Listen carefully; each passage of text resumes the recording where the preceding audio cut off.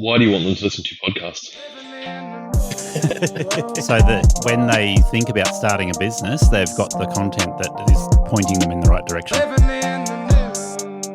That is such a valuable piece of advice there. The change in mindset makes a massive difference. Welcome to Aussie Lawn Stars. Welcome back, Trent. We've had a short break and we want to talk about your equipment. Yeah, not a stress. So in terms of your day-to-day, Yep.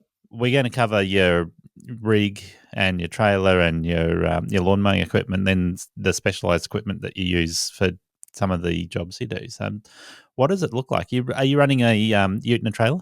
Yeah, so at the moment I was running the Holden Colorado and I just transferred earlier this year to the new D-Max. Yeah, good on you. Get rid of that Holden. Oh, look, I'm a Holden boy at heart, so it's sort of sad to see it go, but I do miss driving the manual side. You're going for the auto? Yep. Yeah, it was just a bit easier, and if anyone else needed to move or drive the car, then it was just easier to have the automatic. Automatics are great these days. I've done the same thing, and I love it. See, I think they're a pain in the neck. The automatic brake system, because I did take a Ram for a test drive. Yeah, because that's my my goal is to have a Ram, and it was just to tow. I've got a 10x6 trailer. Yeah, okay. It's get on the large side. It's a big trailer and it's heavy. Yep. So to carry that around all day, it was just not going to be fuel efficient. Yeah. Driving a Ram with such a big trailer. Yep. It just didn't make business sense. Yeah. So I went for the D-Max. At the moment, from top to bottom in the sense of lawnmowers, so going 0 turns, I've got the 42-inch bushy. Yep. The Bush Ranger. Fantastic mower, no problems. I will be looking at upgrading to probably like a 51, 52-inch soon. So I was looking at the Skag when we were at Roos. Yeah, okay. I also run a 32-inch Stander. Yep. Stander B. Yep. Both are fitted up with Catch Pros. The flaps, like it's just all aftermarket from Catch Pro. Yeah. So pretty happy with them as well, and I'll do the same from here on in because I do a lot of catching on my acreage properties. Yep. I'm currently hosting, I think I've got about 10 HRU216's, all working thanks to COVID. They all work, so it's just a matter of just turning them over and, getting them serviced and so forth. You'd be rivaling Jared Summer for a collection of mowers with 10 HRUs. Yeah, look, it was just that the gearbox kept going and it was just cheaper and faster just to buy a new mower. Yeah. And then let the rat bags that were working with me keep destroying them. So yeah, you sort of had to find that happy medium between running the business and having enough mowers to keep up with the work. And with being as wet as it was, they were just getting flogged. Yeah. So that was the problem. But yeah, that's the only lawnmowers that I've really got. I don't run any sort of Massport or any other brands in that sense. I have looked at the Toros. As my local dealer's a Toro supplier. Yeah, okay. And just the HRUs have just been so good to me. I think you just sort of stick with the devil, Yeah, and they're backbone of the industry, the HRU, so it's not like you're picking the wrong machine. No, and I think with what I've put them through and they're within reason, you can fix it most of the time yourself. Yes. So, to keep it back to basics, I've been pretty happy. Yep. Except for the gearbox side of things. Yeah. And then whippersnippers wise, always done the UMK 325 and 335. Yeah, okay. The 335, mate, it's a beast of a unit. It's bloody heavy. Yeah. But between the 3.5 and the 2.5, they've always been my whippersnippers. I'm converting over to Ego as of the other Saturday. I was actually really impressed with the STX 4500. Yeah, it's a beast. Oh, I did have a Greenworks 82 volt one that got stolen. Yeah, okay. Wasn't unhappy with it, but I just didn't find, as soon as it sort of come to bigger jobs, it just sort of struggled in power a little bit. Yeah, okay. Whereas when the boys gave me the STX on the weekend, it does not struggle. No, he just said, "Look, I'll put it in the middle of the patch here," and I'm going, "Yeah, rightio," thinking, what the Greenworks did. Surely it's going to be around the same, but no, it did the job perfectly. So I'm actually going to convert to the Ego battery setup as we go along. Yeah, okay.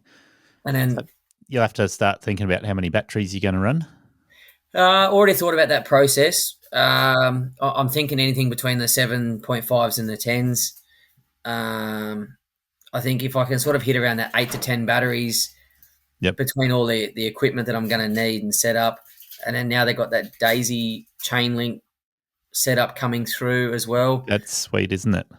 Mate, I think that's going to be a game changer for guys in their setups. Yeah. I mean, if you've got it set up in your trailer with the daisy chain, you just plug your power lead into your trailer when you get home, and they're all charging. And that's the thing. And then, it's once again, it's about system setup. If you're doing everything, you might pay a little bit up front, but having that set up, it's just going to make you efficient. Yeah, definitely. And that's my main thing is keeping as profitable as I can. Yeah, for sure. Outside of that, everything else is pretty much petrol still. I've got a Bush Ranger combi unit. Yep. I've got the Makita, a lot of Makita gear. So that's my battery format. The Hedger. Yep. You see a few guys asking about the Hedger. Mate, I love it. The Makita Hedger? Yeah, the hand Hedger. Absolutely love it. I've not heard anything bad about it. Speed, cut, sharpening, servicing. Fantastic. I've got 2 of those. Yeah. I've got 2 of their, if you want to call them pole hedges. I think they extend to about 2 meters in length. They're only 18 volt. Yeah. But when you're up high on a ladder or, you're in a bit of an awkward spot, being able to hold that one handed has been a game changer for me. Yeah. I've been tempted to grab one of those 18 volt Makita hedges just for home to run around with doing the work. For me personally, I highly recommend it. Yeah. You can put them through a little bit of, a bit of a bashing. Well, I've already got Makita batteries at home, so I might as well get the tool. Look, I thought that I had to go at the Milwaukee one that's coming out, and I said to him, "No way, yeah, it was just double the weight. It was just so heavy. It was almost going back to petrol." Yeah, yeah. Because when I first started the business, I got a Tanaka. Yeah, of course. And that was just like throwing around a concrete block. So I just said, "Nah, look." Bought the Makita. Stoked ever since. Got the Makita 36 volt combi unit with the extension pole. Yeah. Okay. And then out sort of more specialty equipment. You start to talk cylinder mowers. I got a 17-inch Scott Bonner. Okay. I got a Weebang aerator. Yep. Quite a few people go for that one. Look, I found it to be cost effective at first to get me into the market to do the job, because when they call them the Billy Goats, when I was looking at it, they were $6-7 grand. Yeah. And I bet your bottom dollar they're probably in excess of close to 10 now. Yeah. So at first, look, the Weebang has done the job. It's paid for itself over and over. It's still working fine. Just change the tines just to keep it sharp. Yeah. Not as probably as effective as the Billy Goat, because the tines are a little bit more spaced out and it rolls rather than actually. So it's not a vertical punch. No, it rolls it over. But look, it still does a within reason a good job. Yep. In my opinion. Yeah. And that's sort of been something that I focused on in the springtime and end of winter, being able to do that as as I said to you before, as an option to sort of, when you're just turning over your lawns from winter into summer, if you've got a spare day completely free, you can go and do a complete renovation. Yeah. And charge accordingly. Cylinder mower, same sort of thing. I've only got a small one. Did a restoration. Yeah. Very few people I've got servicing on that. I think I've only got about 2. Yeah, okay. Including myself. Yep. And then to me, it's just sprayers. So, anything from backpack sprays to tow along sprays, and just adding like my range of fertilizers and treatments, and list them all along. Yeah. So you're you wouldn't be carrying all of that equipment with you all the time, I'm guessing. You would have days where you carry both your ride-ons with you, but I'm guessing you would have days where you are hoping to run the 32-inch and not the 42-inch machine, or vice versa? Yeah, pretty much standard carry will be one of the zero turns depending on what's going on. Yeah. I always carry 2 to 3 whippersnippers, Yep. 2 blowers, Yep. and at least 2 push mowers. Because in Yep. that way, if something happens, I've always got that backup Yep. to go straight away. I've only had it once where I've gone 2 mowers have blown, and then all I did was just quickly drop them off at the shop, come home, pick up another 2, Yeah. and back out I go. So that Yep. was sort of a benefit to having a fair few push mowers. Yeah, for sure.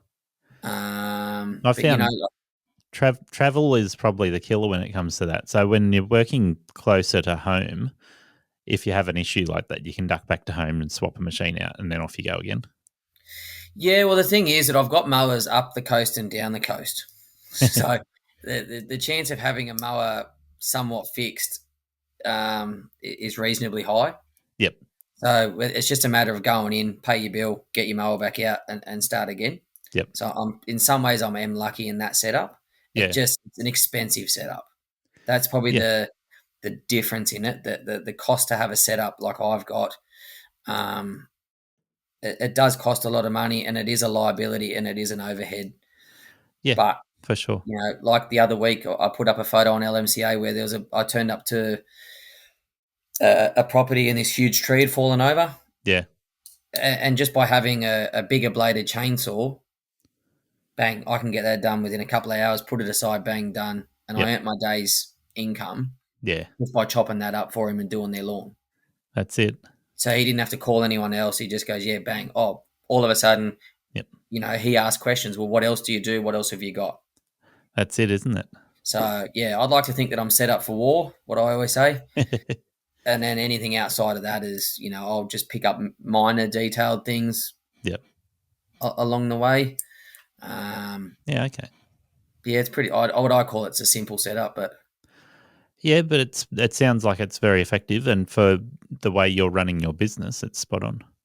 Yeah, well, look, it just enables me to be, you know, sort of the old saying, a fake it till you make it type thing. Well, I've got the equipment to do it, and even if I've got to do big acreage with the 42, then I'll still do it and push through. Yeah. You know, but at least I don't have to do the 32 on big acreage. Yeah, you know? I've found 42s, and yours probably going to be doing about 8 to 10 kilometres an hour, maybe a bit more. Yeah, I think it's about 12-ish. Okay, yep, yeah. So it's not horrible. Yeah, it's pretty standard. But that'll be good for 1 acre. Anything above 1 acre, you start to realise it's fairly slow. But I've done properties like routinely that are around the 2 to 3 acre mark with a 42-inch machine, and obviously a bigger machine's going to make them a lot quicker, but at that point you still do it. Well, the customer that I've got, he's got a 62 Toro. Yeah. And I still use my 42. Yeah. Just because it's a little bit more nimble, a little bit lighter. Yep. And because I know my machine. Yeah. I know what I can do to sort of be a little bit quicker, whereas with his machine, it's much heavier for obvious reasons. So when I'm doing 3 to 4 acres, if I've got to do the full 4 acres, I'll use his machine just because I need to get it done. Yep. But if I'm doing anything from I've done the most I've done is about 3.2 acres on the 42. Yeah, you've got to stand up at some point and hop off and stretch and, you know, move around a little bit. Yep. But at the end of the day, if I'm not doing that on a daily basis or a weekly basis, then it's been a great machine. So this is where you're starting to think that a 52-inch machine is going to be the best choice for you for some of those. With where I want to go, it'll just make me more effective, which means that I'm more profitable, which means, you know, I can take home, be home faster. Yep. Happy, customers happier because I'm not screaming around on a zero turn on his property for, instead of a couple of hours, I'm there for only, you know, 1 or 2 type thing. Yep. That's it. You know, and it's just producing the goods for each customer that we get. Yeah, that's it. So we talked about this a little bit already in terms of where you want to go with your business, but I think that's a good place to finish up the podcast in terms of what your goals are for the next foreseeable future. So you're pretty keen to have an employee coming into summer, I think. It's on the cards. Yep. It's just about finding the right person. Yeah. And that's where I've learned over the last summer that, don't just take anyone off the street or don't put up on Facebook and say, hey, listen, I need someone. Yeah. No, do it properly, wait for the right person because they will come. Yeah, that's it. You've just got to have your system set up and ask the right questions. Yep. And then go from there. And then, like I said, to me, I'm happy to have a team. I understand the headaches and the stress that comes with it. Yeah. But I also think that when you run a business, and if I can not only change my life, but help other people out as well and help create a lifestyle, and potentially they could own, franchise the business, they could buy the business, they could. Yep. Opportunities come. You've just got to help create it. Yeah, that's it. So in the foreseeable future, the growing the business, putting on employees, potential option. But you mentioned when we're talking about numbers, sort of aiming for that 500,000 mark. That's still the goal. At the end of the day, once if I can get there, fantastic. If I can't, it is what it is. Yeah. As long as I'm profitable, I'll always be happy. But like you said, having a goal gives you something to aim for. I think wouldn't even say an excessive goal. It's a case of shoot for the stars to touch the sky. Yeah, and sure. and that's how I see it. That's what I want to do, and that's where, in my business, in my opinion, that's what's led me to be successful. Whether it's as a chef or as a with my running my business. Yep. Having that high amount, it puts me over $100,000. Yeah. Because $100,000 to me doesn't provide me a lifestyle or my family a lifestyle that I would like to give. Yeah. See, this is the thing. Over the last 14 years I've been in business, people could work for $50,000 a year. I was working for $50,000 a year before I started my business. And that was struggle street. But people would do it, $50,000 a year. And over the last 14 years, I've seen the goal for people change from $50,000, $60,000 up to $85,000 a year. And I'm like, that's unreasonable. That's excessive. How can the average person be doing $85,000 a year in Australia? And now I would say 85,000 is not enough. It's like if the average person working as an employee is aiming for $100,000 a year, they're still probably going to find it hard to live in the current climate. Well, that's the thing. You got to think, even though I'm chasing $500,000, that's revenue. Yeah. That's not profit. That's revenue. That's right. Yeah. So even let's say $500,000, that'll give me a bit over with an employee. I'd like to think, that'll put me around that 200 plus profit, which will give you, take out your employee, take out your overheads. Yeah. You can earn 200,000 out of that 500,000. Let's say you pay your employee 80 to 100,000 a year. Yeah. Right, being fair and reasonable, and that still leaves you that 200,000 to invest back into the business. Yep. Yeah, well, that's what we're just saying. That is fair and reasonable. That an employee is going to want that $80,000 to $100,000 a year. Yeah, and he or she will work for you at $100,000 a year. Yes, because that's providing them a lifestyle. That's right. So like I said, it comes back to what everyone wants as an individual. But the thing I've learned and highly recommend. Just know your numbers, and then once you know your numbers, then you can set your goal, because then you can make sure whether you're going to achieve it or not. Yeah, that's it. Well, Trent, it's been great talking to you this afternoon. Thank you very much, mate. Appreciate it. I don't want to keep you too much longer because I'm sure you got family to talk to. Yeah, somewhat. I've got to go pick the kids up now. So awesome. Easy, well, appreciate you taking out today. No problem. Thank you. A lot of people have been asking about which brand of battery tool to buy, and I don't like to recommend one brand of battery for everyone or every situation. Dealer support and access to parts and service all play a big role in that decision. Some brands have better tools for specific needs or each product category. I've been using a variety of brands, and I endeavour to provide unbiased interviews on Aussie Lawn Stars with as many of those product brands as possible. I reached out to Ego Power Plus through the podcast because of how Barry supports the industry and Ego owners. Barry has impressed me with his loyalty to customers in providing support and listening to the needs of the industry, which has resulted in a full lineup of new commercial tools landing in Australia over the last 12 months that has positioned Ego as a leader in the commercial tool space for outdoor power equipment. Visit egopowerplus.com.au to see if they have the tools you need today. Thank you for listening to Aussie Lawn Stars. Please remember to rate and review the show on the Apple Podcasts app or the player you use. Exciting new shows are released every Monday. Make sure you follow or subscribe to hear the next episode.